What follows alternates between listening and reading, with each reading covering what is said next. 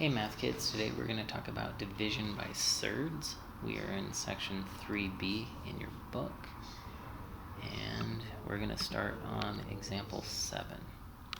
So it says write an integer denominator. So remember integers, what integers are. They're defined in this book as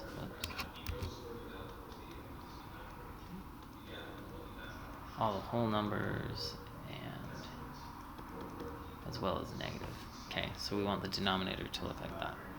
So we have 6 over square root of 5. So the way we want to approach this is we multiply by a special 1, like that.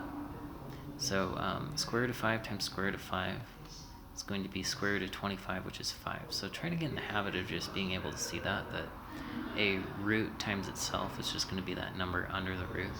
So in this case it's a 5. And then we're going to have 6 root 5 on top. And that's the answer that they want. And then we also come to 35 over root 7. We multiply the top and the bottom by root 7. Root 7 times root 7 is just 7. And then we're left with 35 root 7 on top. Okay, so that's everything on that one. And then the next example says to write this with an integer denominator. So it's asking essentially the same thing. On the previous video, I briefly mentioned conjugates.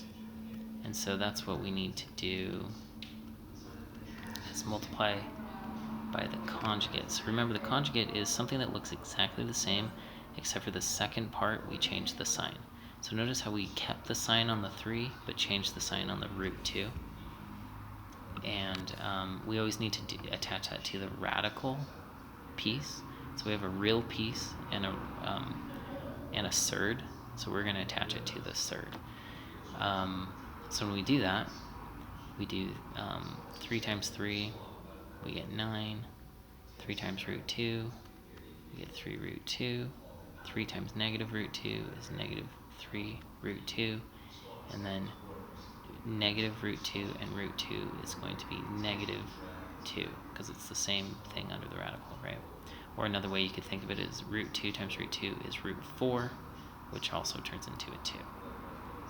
Okay, we do the same thing on top. Distribute this 5 to both of these. We get 15 plus 5 root 2. Now we just need to simplify the bottom. Now if you use a conjugate, it will always get rid of the middle terms. So if you do that correctly, then we do 9 and negative 2 makes us 7. That's an integer. So once we write the top, we know that we have the correct answer. And that's everything from that section. If you need additional help, please come to Math Lab and Calculator.